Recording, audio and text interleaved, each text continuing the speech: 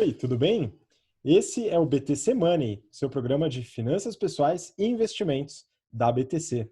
Meu nome é Gustavo Habib, eu sou instrutor de Soft Skills e Marketing pela BTC e no episódio de hoje estamos no segundo episódio da série especial sobre ativos imobiliários. E aqui nesse programa falaremos especificamente de imóveis próprios. Vale a pena comprar ou não, tanto para patrimônio e moradia como para investimento. O que você deve ponderar, quais as motivações, quais os problemas, os perigos, dentre outros assuntos que a gente vai considerar aqui no episódio, incluindo a parte de sucessão. A gente vai dar um catadão, falar bastante sobre esse tema. E aqui para me acompanhar, como de costume, estou com Rafael Lopes, instrutor de risco e performance do nosso curso de mercado financeiro, General Finance Program. Fala aí, Rafa, tudo bem?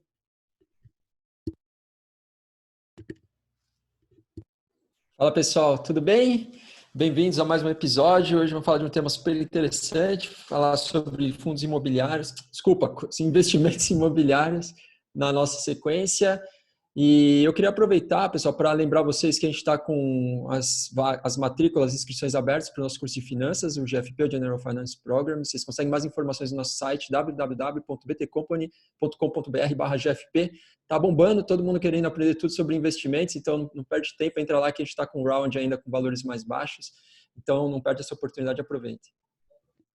Muito bom, valeu, Rafa. Eu gostei que o Rafa tá de terno, né? Tá parecendo realmente um proprietário de imóvel, né? Agora vou começar a falar com o que tá mais vestido como locatário, Marco Palhares, né? Tô brincando, mas também proprietário no recém-adquirido ou mudado imóvel, né? O Marco, ele é instrutor de investimentos do General Business Program, nosso programa generalista de negócios. Fala, Marquinho, tudo bem por aí? É isso aí, Habib, tudo excelente, graças a Deus, é uma honra participar desse 19º episódio do BTC Money, o segundo da nossa série. Falaremos bastante sobre imóveis, né? Então o Rafa já deu um spoiler que a gente vai falar sobre fundos de investimentos imobiliários nos próximos episódios, é isso daí. Hoje eu estou realmente aqui como locatário, né? Eu estou como o senhor Madruga e o Rafa está lá como o senhor Barriga, né? Isso. O proprietário que vai pedir lá o aluguel lá. Bom, enfim, pessoal, é importante falar que a gente está também com inscrições abertas para o nosso curso de Business, tá? É o GBP, o General Business Program, e vocês podem saber mais informações sobre ele no www.btcompany.com.br/GBP. Beleza, pessoal? Show de bola, muito obrigado, pessoal. Você que está ouvindo a gente, assistindo pelo YouTube, também peço para acompanhar nosso Instagram, @instabtcompany, bastante conteúdo exclusivo por lá também. Bom, nesse episódio, pessoal, a gente vai se ater ao tema de imóveis próprios, né? A gente vai falar bastante aqui de imóveis residenciais, mas também o Marco aí também vai dar uma luz aí sobre escritórios, né? Imóveis próprios também para investimento, não só na parte residencial, né? A gente vai diferenciar bastante essas coisas, mas eu queria começar colocando um ponto aí, já suscitando a discussão, né? Porque você acompanha a gente aqui, talvez acompanhe outros conteúdos sobre finanças, sobre investimentos, e nos últimos anos a gente viu um aumento aí das pessoas que advogam pela conta, né? Você realizar as contas para ver se vale a pena adquirir ou não um imóvel, né? E aí eu queria trazer aqui um ponto já divergente desse mainstream, vamos dizer, influenciador, que calcula que muitas vezes vale a pena você alugar um imóvel para morar mesmo do que você comprar um imóvel, né? Só que eu acho que tem alguns pontos aí, fora o cálculo, que a gente deve avaliar. E aí o pessoal do mercado financeiro gosta muito daquele autor que escreveu Cisne Negro, né? O Nassim Taleb, e ele fala de um conceito bem importante que é a antifragilidade, né? Esse conceito está muito relacionado ao que eu estudo em negociação, que é o desenvolvimento de alternativas, o famoso BATNA, que é o que você faz se tudo der errado. Deu a maior cagada, você tem o que na mão, tá? E um imóvel próprio, ele tem esse poder dessa antifragilidade, né? Se acontecer algum evento inesperado, algum cisne negro, o pessoal gosta de chamar, você tem o seu imóvel próprio, né? Esse é um benefício que está além das contas, né? É um pouco mais difícil de você colocar. Agora tem um ponto, pessoal, que eu queria até comentar com vocês, né? A gente falando de imóvel próprio, legal, ele tem uma certa segurança, mas vocês sabem se tem como você perder o seu próprio imóvel, hein, Marquinhos?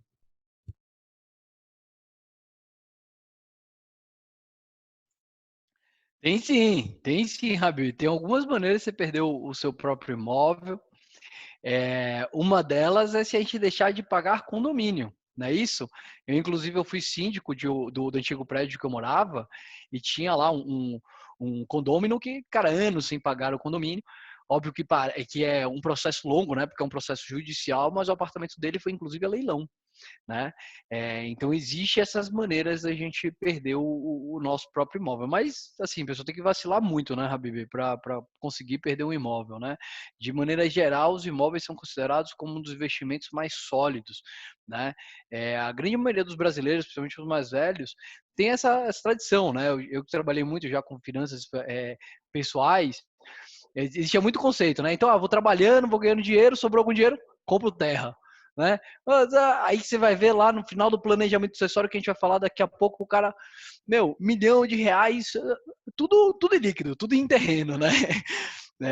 Mas tem sim, então se a gente não pagar lá o condomínio é um dos... Você tem mais dois exemplos, né, de situações que a gente pode perder o imóvel, né?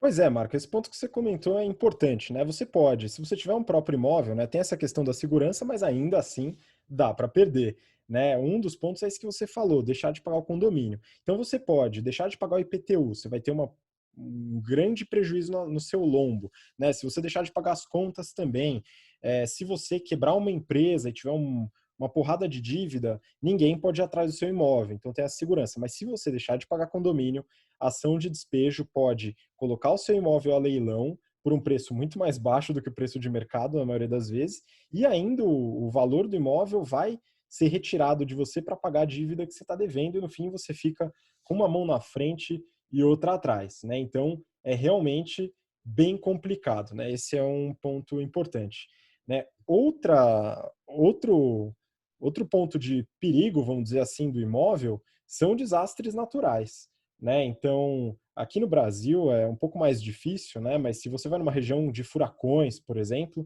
né? Isso já aconteceu direto nos Estados Unidos, já era com uma boa frequência no passado, de construções que não estavam preparadas para alguns desastres naturais, e você tem a perda, eventualmente você pode fazer um seguro, mas é sempre mais difícil, né? E uma outra forma é a má construção do imóvel, que pode levar o imóvel à demolição, vamos dizer assim. Tá? Então, tem uma boa segurança, mas ainda assim, se você se esforçar muito ou tiver muito azar, né, você pode ainda assim perder seu imóvel.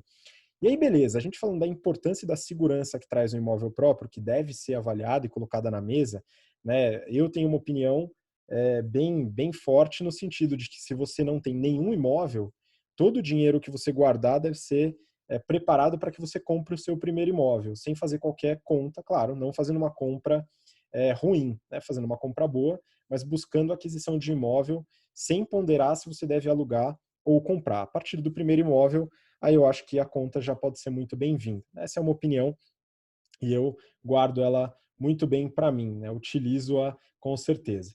E a gente chegando no segundo ponto, eu queria conversar um pouco com o Rafa sobre como analisar, né, a compra ou não de um imóvel. Eu não sei se você vai falar sobre isso também, Rafa, mas um ponto que eu pondero, né, em relação à aquisição de imóvel está relacionado à etapa de vida, né? Isso levando em consideração se o seu trabalho exige muita mudança, se tem perspectiva de mudar de país ou de cidade, o tamanho da família, então se você já tem filhos ou pretende ter filhos, esse tipo de coisa para levar em consideração. E aí tem toda a parte do estudo de localização, que você até comentou no episódio passado, né? O que é importante, localização, localização, localização. Então, Rafa, o que você colocou aí de interessante para ponderar na hora de pesquisar sobre aquisição de imóvel, hein? Existem algumas, vamos dizer, regras, né? Algumas etapas que a gente segue para fazer a avaliação de um imóvel.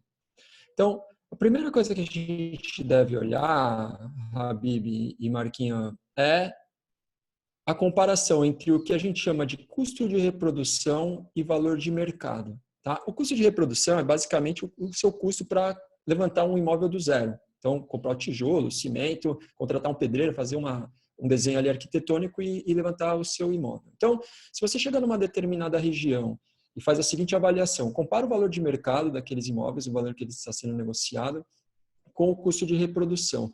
Se o custo de reprodução está muito abaixo, né, do valor de mercado, a sua decisão deveria ser a decisão de construir um imóvel naquela localização. Tá? Porque aí a tendência é que você vai se beneficiar desse diferencial, do que é o custo que você teve para construir o imóvel versus o valor de mercado.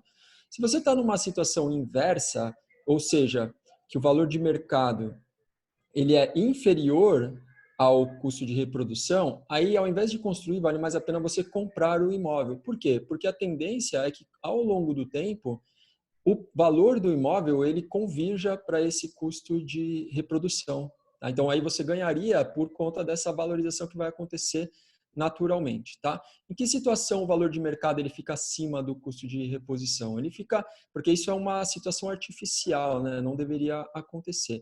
Então isso acontece quando você tem, por exemplo, regiões de muita demanda e aí porque por conta de desequilíbrios entre oferta e demanda, você começa a ver um deslocamento do preço do que seria o valor justo dele, vamos dizer assim. Né? Então, você pode se beneficiar disso construindo um imóvel e aí depois, eventualmente, negociando por um valor de mercado bem acima. Isso aconteceu, por exemplo, no boom, né, do mercado imobiliário aqui no Brasil, que começou ali mais ou menos fim de 2007, 2008, e aí foi um momento de grande valorização dos imóveis, basicamente porque o crédito imobiliário durante esse período ele se tornou muito farto, né? Então as pessoas conseguiam tomar crédito e fazer o investimento em imóveis. Isso fez com que a demanda subisse muito e a gente viu uma valorização do mercado imobiliário de maneira generalizada no Brasil. Quem comprou imóvel naquela época se deu muito bem, conseguiu ganhar bastante dinheiro por conta dessa variação do valor do imóvel, tá? Então esse é o primeiro ponto.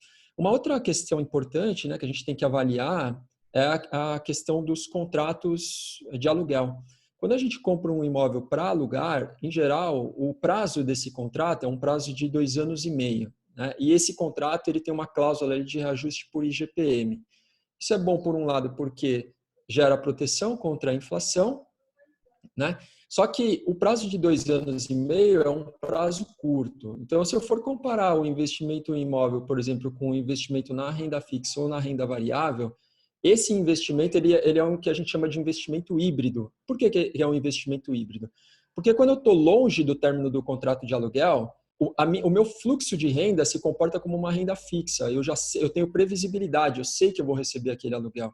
Só que conforme eu vou chegando perto do fim do contrato do aluguel, aí esse investimento ele começa a adquirir características mais parecidas com a renda variável, porque eu tenho pouca previsibilidade do fluxo futuro. Eu não sei se eu vou conseguir renovar aquele contrato de aluguel e eu não sei em que condições eu vou renovar aquele contrato de aluguel. Tá? Então, quanto mais longo forem os contratos de aluguel firmados, melhor para o investidor, no caso, né? Para quem é o proprietário, para quem está alugando, porque você tem mais previsibilidade e aí você consegue fazer uma avaliação também com mais acurácia, com mais certeza, né, a respeito dos ganhos que você vai ter com aquele investimento, tá? Por conta disso, né, desse caráter híbrido, se a gente comparar retornos históricos do investimento em ativos imobiliários com a renda fixa e com a renda variável, os retornos eles são intermediários também, né? Costumam ser um pouco superiores aos retornos da renda fixa, mas inferiores aos retornos da renda variável. Tá? Isso vale como uma regra geral, tá bom? Boa. E aí um ponto importante, né, que eu acho que vale a pena até complementar, está relacionada ao planejamento financeiro que a gente já falou em episódios anteriores. Né? Então, Rafa, quando a gente fala de investimentos imobiliários, se a pessoa for adquirir um imóvel, vamos supor adquirir até à vista, né, sem levar em consideração um possível crédito a ser tomado, mas pode até se considerar o crédito, né, no caso aí do Marco, a entrada muitas vezes é muito forte, né, e muitas pessoas deixam boa parte da liquidez ou do seu colchão financeiro dentro desse imóvel, que passa a se tornar um capital ali não líquido, o ilíquido. Né? E isso pode ser um risco também no portfólio de investimentos, né, Rafa? É verdade, bem pontuado, Habib. A análise de liquidez deve ser feita também, né? Porque além desse risco que a gente tem do próprio fluxo gerado, a gente tem um risco também de liquidez. Se eu tenho um patrimônio 100% concentrado num imóvel, a gente sabe que o imóvel é um ativo líquido, né? A gente não consegue vender o imóvel da noite para o dia por um valor justo. Então, sob esse ponto de vista, é um risco relevante do ponto de vista patrimonial. Tá? Então, isso tem que ser levado em consideração. A questão que você colocou sobre ter uma proteção, né, ou sobre ter um teto, também é importante a gente levantar isso pelo seguinte: conforme a gente tem um aumento populacional, né, e a formação de famílias, a tendência é que essas famílias busquem um imóvel para viver. E aí isso se torna mais urgente ainda quando nasce o primeiro filho, né? Então, óbvio que um casal, quando tem um primeiro filho, a preocupação em ter um teto, ela é muito maior do que quando o casal ainda não tem filhos, né? Porque, enfim, surgem N outras preocupações. O casal busca uma abordagem um pouco mais conservadora, então tende a comprar o imóvel. Por conta disso, a tendência é que a demanda, vamos dizer assim, pela compra de imóveis, ela sempre exista, o que é importante também para a sustentação dos preços dos imóveis, né? Então, você compra um imóvel, é claro que tem momentos de crise, mas por conta do aumento da população e da formação de novas famílias, sempre existe demanda por imóveis, tá? E aí, quando a gente olha principalmente para regiões bem localizadas, a tendência também é que, apesar da verticalização, o espaço começa a ficar limitado. Então, se você quer ter um imóvel numa região bem localizada para viver com a sua família, é óbvio que os preços tendem a subir no médio e longo prazo, porque por conta dessa relação de.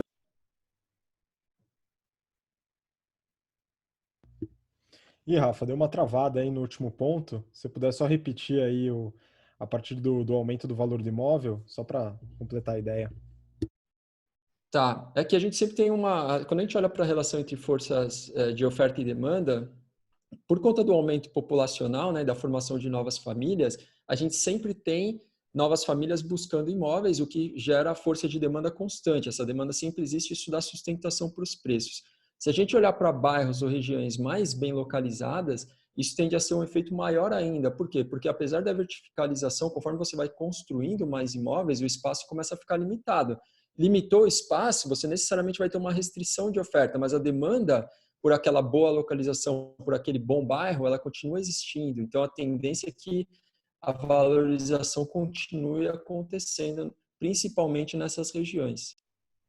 Boa, não, legal. Eu acho importante só pontuar para quem está ouvindo a gente, assistindo pelo YouTube, alguns valores, né? A gente falou aqui da possibilidade de fazer aquisição à vista, mas também através de um financiamento imobiliário, né? Um crédito imobiliário, através de diversos bancos e tal. Né, hoje, a gente já falou no episódio anterior, né? No momento em que gravamos aqui, vai saber daqui a 40 dias como é que vai estar a Selic, né? Hoje ela está em 3% ao ano, né? A taxa de juros de curto prazo, né? A meta Selic. Então, boa parte dos investimentos líquidos, né, de renda fixa estão aí nessa média. Os créditos para financiamento imobiliário estão nos bancos, na última vez que eu vi aí semana passada, em torno, próximo, entre 8% e 8,5% ao ano. Né? E aí você tem uma discrepância muito forte entre as taxas. A taxa básica, que seria o seu custo de oportunidade, vamos dizer, se você achar que esse é o custo devido, e o custo do imóvel, tá? Então, é um financiamento que hoje está razoavelmente caro aí para o tomador de crédito. E aí eu peguei uns dados aqui, depois eu vou passar a bola para o Marquinho, falar um pouco sobre investimento também, tá? E imóvel próprio, alguns custos que ele tem aí na mão mais fácil também, mas eu peguei alguns dados de valor por metro quadrado. Né? E aí é interessante notar que o valor varia de acordo com óbvio, a localização, tá? Então, só para dar um exemplo, um apartamento, uma média, um valor médio de metro quadrado para apartamentos de 1 e 2 dormitórios com uma vaga de garagem, na Vila Olímpia, por exemplo, a média aqui, segundo o grupo SP Móvel, está 11.750 metro quadrado. No Tatuapé, 6.750. Né? Em Pinheiros, por exemplo, 10.870. Então, a média varia muito de acordo com a localização, mas varia de acordo com o perfil do imóvel, né? Se for um imóvel de alto valor agregado, né? Muito chique, entre aspas, vai ter um valor maior e o número de vagas de garagem disponível também altera. Né? Quanto mais vagas, maior o valor do metro quadrado. Então, são alguns panoramas aí para a pessoa analisar na hora de adquirir seu imóvel para morar ou para investir. Mas aí eu passo a bola para o Marco para falar de alguns outros valores inclusos aí na aquisição de um imóvel e também na parte de investimento e sucessão. Manda bala aí, Marquinhos. Boa, Habib. Hoje em dia, né, esse custo, cara, imagina, 8% com uma Selic a 3% é abusivo, né? E isso é engraçado porque o sistema, né, a economia, esses valores mudam de hora para hora, né? Há 3, 4 anos atrás, quando a Selic estava 14% ao ano, uma dívida pagando 8% parece linda e maravilhosa, né? Nem que você tivesse o dinheiro para você pagar a sua dívida imobiliária, não valeria a pena. Valeria mais a pena investir a 14%, você ainda ganharia um spread. Fato é que hoje essa dívida é muito cara, né? Toda vez que eu penso nisso, eu fico irritado. Cara, como que estão me cobrando 9% aí ao ano com uma garantia do meu imóvel? Ou seja, se eu não pagar, os caras vão lá e colocam o meu imóvel a leilão. Isso é uma outra maneira de perder o imóvel, né? Quando ele ainda não é seu, ele já ainda é do banco, não é isso? Mas eu tô com os dados aqui de recentes, porque o que aconteceu? Como que funciona normalmente para a família brasileira quando a gente compra um imóvel, tá? O imóvel, normalmente, cara, são anos de salário para você comprar esse imóvel, né? Então, vou contar minha experiência, como é que foi quando a gente comprou esse imóvel aqui.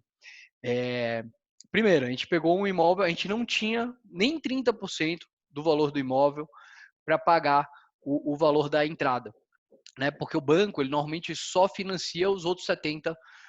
Então, vamos supor que o apartamento vale 100. A família, quando vai comprar o imóvel pela primeira vez, precisa ter 30. Como a gente, lá na época que a gente comprou esse imóvel aqui, em 2017, a gente não tinha nem os 30, então a gente teve que ir para uma estratégia de comprar ele financiado, na planta, tá? Então a gente comprou ele na planta. A gente foi pagando esses 30% ao longo de 3 anos, de 2017 até final de 2019. E aí, final de 2019, chegou as famosas chaves, né? Ou seja, quando você vai lá, pega e tira todo o resto dinheiro que você tem, coloca lá na construtora para ela liberar a chave para você. Né? Nesse momento, o que a gente faz? A gente aproveita e vai no banco para pedir um financiamento para liquidar os outros lá 70% da dívida. Né? E é importante pensar, gente, e aí, galera, Rafa vai até achar loucura, né? Mas nessas épocas de compra do apartamento, não existe colchão financeiro, né? É ir pro tudo ou nada. Você tá vendendo almoço para comprar janta. É isso daí. É risco de liquidez 100%. Né? E aí muita gente não se prepara, né, para esse tipo de situação na qual você, cara, simplesmente não só gasta todo o seu dinheiro, mas você acaba de pegar uma dívida gigantesca, né, que a partir do mês que vem vai ser começada a ser cobrada, como começa a entrar vários outros custos, como condomínio novo, a reforma de todo apartamento, e muita gente não se planeja para essa situação. No caso da gente aqui, pessoal, a gente levou umas porradas que foi até difícil de acreditar. Por quê? Porque além do custo do imóvel em si, a gente tem que pagar um imposto chamado de ITBI, Imposto de Transmissão de Bens Imóveis, que corresponde a 2,7% do valor do imóvel, tem que ser pago à vista. Tá? Então, se o imóvel vale 100, você tem que pagar 2,7. Beleza? Além disso, o cartório cobra para registrar o seu imóvel. Eu estou falando do registro de cartório, tá? Que você tem que fazer um cheque lá do cartório, é mais 0,6% do valor do imóvel, tá? E se for seu primeiro imóvel, tem um desconto de 0,1%. Olha que desconto maravilhoso, né? Além disso, você tem que pagar a tarifa para o banco, porque quando você pega um financiamento, aí é só em caso de financiamento, tá? Se você paga o dinheiro à vista, beleza, você pagou o valor do imóvel, pagou esse registro de cartório e pagou o imposto, tá? Se você, além disso, ainda vai pegar um financiamento, você tem que pagar uma taxa para o seu banco e vistoriar o seu imóvel para saber se aquele imóvel está ok para dar como garantia, tá? Aí vai-se mais R$3.500. E além disso, Habib, essa, cara, dá até raiva de falar. Tem uma taxa, pessoal, chamada de interveniente quitante. Se a construtora que fez o seu prédio está financiada, ou seja, pegou dinheiro emprestado com um banco para construir o prédio, e você vai pegar o financiamento emprestado com outro banco diferente desse primeiro, você tem que pagar essa taxa de interveniente quitante direto para o banco. Eu estou falando de R$3.000. E ainda entra um outro problema, que é o seguinte: você paga tudo isso e muitas vezes você fica preso ainda na demora para a documentação sair e você receber a chave. Aqui no nosso caso, apesar do financiamento do imóvel ter ficado pronto em setembro do ano passado, pessoal, a burocracia foi tão grande que a gente só pegou a chave no começo desse ano. Né? Então, se você não se prepara, é uma época de 3 meses ali, e foi até rápido no meu caso, que você está pagando 2 condomínios, que você está pagando 2 IPTU, você está pagando 2 de tudo, né? E com esse bando de conta chegando. Não é isso? Pois é, Isso é mais Marco. ou menos uma visão geral aí da compra de apartamento. Acho, Habib, pode passar por rápido, depois a gente fala um pouquinho de transmissão de patrimônio e de aluguel e de imóveis como investimento, né? Sim, sim, isso é um ponto importante, né? Você falou também da reforma. A reforma é um gasto que muitas vezes a pessoa não coloca na ponta do lápis. Mas se você quiser fazer uma bela reforma num apartamento e não tiver absolutamente nada, né? Colocar móvel, colocar eletrodoméstico, tudo, pode se preparar aí, porque há chances aí de chegar e passar de 6 dígitos, né? Então não é uma coisa tão simples assim. Coloca tudo na conta, né? Desde da argamassa que você vai colocar, né? Até o último detalhe da sua decoração, né? Isso tudo tem um custo alto, né? Muitas E ó, vezes. coloca ainda uma margem aí de 10%, viu? Porque vai ser mais, por mais que você planeje. Com certeza, meu. E aí, só para terminar aquele ponto que você falou, né? Formas de perder o imóvel, né? O que eu tinha colocado são quando o imóvel já é seu. E aí você colocou um ponto muito importante, né? Quando você compra, adquire um imóvel através de um financiamento, durante o tempo em que você o está financiando e não terminou de pagar o financiamento, ele não é necessariamente seu, né? Ele é um imóvel que está alienado, né? O processo aqui é alienação fiduciária, salvo engano, né? E o imóvel, ele é do banco, né? Então, se você deixa de pagar o financiamento, sim, o banco vai lá e pega seu imóvel. O que ele vai fazer com o imóvel, eu não faço a menor ideia, mas ele tem o direito sobre esse imóvel. E aí muita gente fala, então por que eu vou comprar um imóvel sendo que ele só vai ser meu daqui a 30 anos? Bom, existe a possibilidade de você adiantar. Vamos supor que você trabalha no mercado financeiro, ganhou aquele bônus enorme, não está durante a crise, né? Ganhou aquele bônus, vai quitar o seu financiamento, o imóvel é seu, ele não está mais alienado, ele é de fato seu e ninguém pode tirar, a não ser que você deixe de pagar o condomínio ou aconteça algum desastre natural, né? Mas aí, passando a bola para o Rafa de novo, acho importante começar a falar um pouco da parte de sucessão, né? E aí depois o Marquinho vai comentar um pouquinho, mas falando do planejamento financeiro e do planejamento de vida, né? Do nosso CFP aqui do Rafa, como que entra, né? Tanto na parte de planejamento, de patrimônio, como na parte de sucessão, Rafa, o imóvel próprio. Aí quem tem normalmente uma carteira de imóveis, né? Porque essa preocupação da sucessão é a preocupação de quem tem muito patrimônio em vários imóveis, né? O que você pode fazer é constituir uma holding imobiliária e deixar todos os imóveis atrelados a essa holding. Aí, no caso, tem duas diferenças, né? Primeiro, se esses imóveis estiverem alugados, a receita não é mais uma receita de aluguel na física, mas sim é uma receita gerada na própria holding, que é um CNPJ, que é uma empresa, né? E aí, a tributação ela é distinta e para a holding é mais eficiente, ou seja, existe uma vantagem tributária. Na questão de transmissão de patrimônio, para você transmitir o patrimônio também através da holding, é mais fácil do que você fazer a transmissão do imóvel em si. Em parte porque você consegue dividir as cotas da holding ali, se tiver diversos herdeiros, né? A precificação é um pouco mais fácil também. Então, todo esse trâmite, todo esse processo de transmissão patrimonial, no caso de uma estrutura de holding, é uma estrutura vantajosa, né? Que tem alguns benefícios.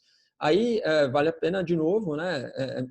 Avaliar também se vale a pena abrir essa empresa, que isso é uma coisa que faz sentido só para quem tem muito patrimônio, para quem tem uma carteira de imóveis. Boa, então vamos aos números aí, Marco. Falando da parte tanto de investimento, né, da sua renda de aluguel, né? Então você comprou o imóvel e está alugando para alguém, seja uma pessoa física, um imóvel residencial, ou uma empresa, no caso de um imóvel comercial. Como que afeta de fato, né, dentro dessa estrutura que o Rafa comentou, o valor do seu aluguel e o quanto é tributado, e também na hora da sucessão, né, de passar isso à frente? Como que estão os valores aí? Excelente, Habib.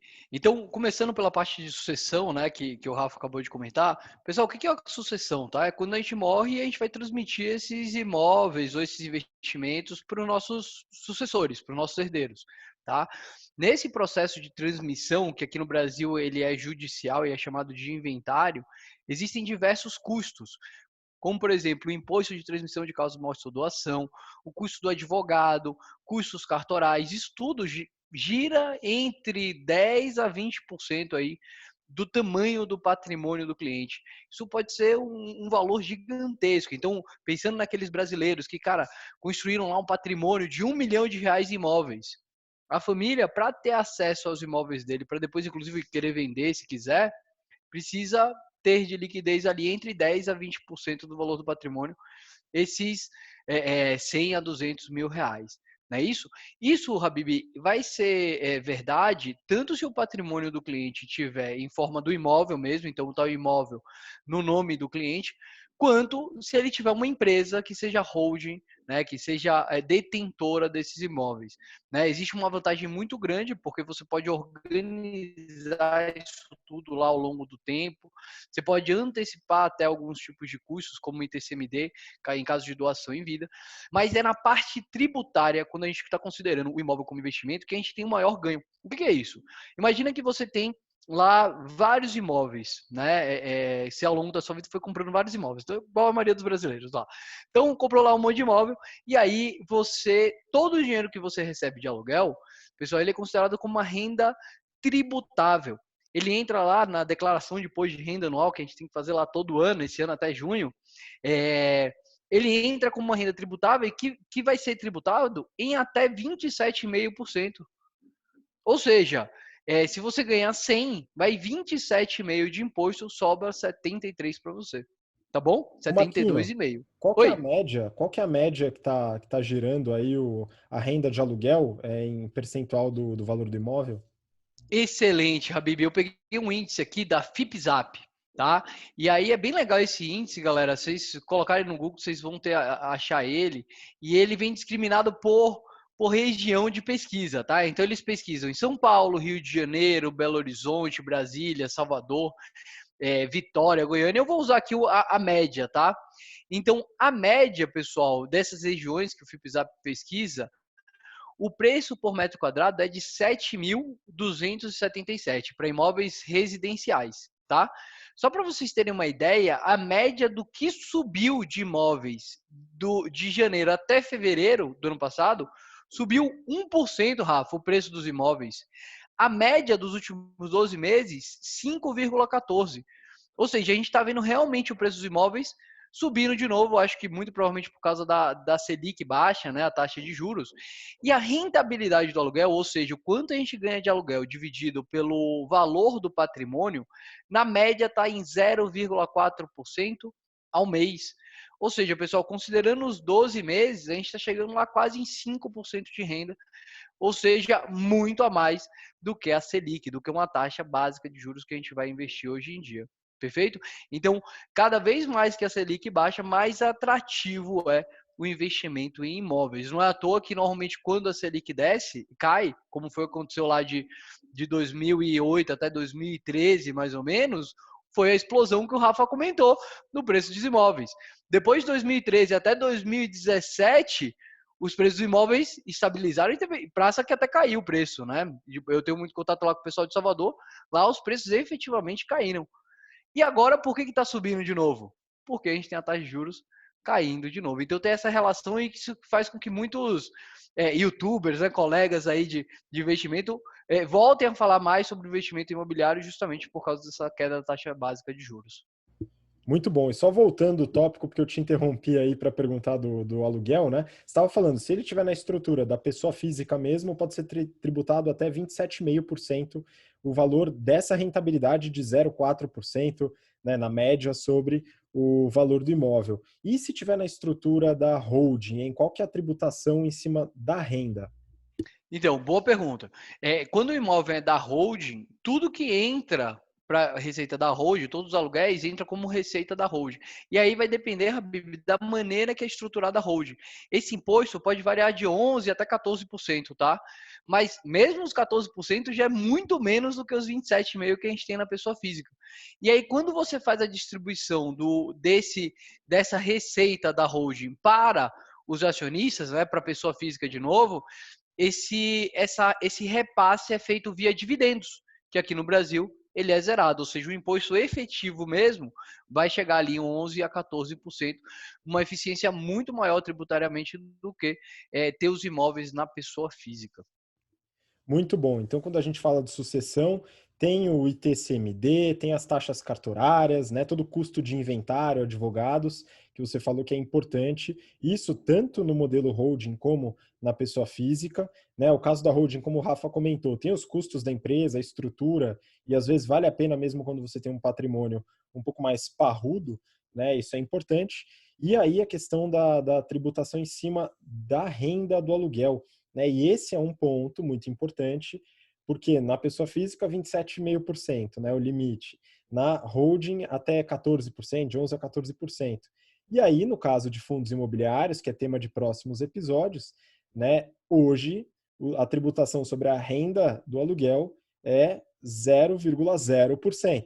Né? Então, hoje é isento, né, um ponto positivo, mas não é só por isso que a gente não deve avaliar imóveis fora dessa estrutura de fundos imobiliários, né? Então, todos esses aspectos que a gente falou aqui nesse episódio, né, são pontos que você deve ponderar, que você deve avaliar com cuidado, com cautela, né? Dado que investir em imóvel próprio não é troco de padaria, né? São volumes grandes de dinheiro que vão ficar presos e líquidos, né? Como o pessoal comentou, e você deve fazer essa análise com muita cautela. Beleza? Pessoal, acho que por hoje o tema é esse. Aí, se vocês quiserem fazer um complemento ou um fechamento, Rafa, por favor. Bem rapidamente, acho que só vale a gente ressaltar, a gente já falou isso aqui outras vezes, que o investimento em imóvel é um bom diversificador de carteira.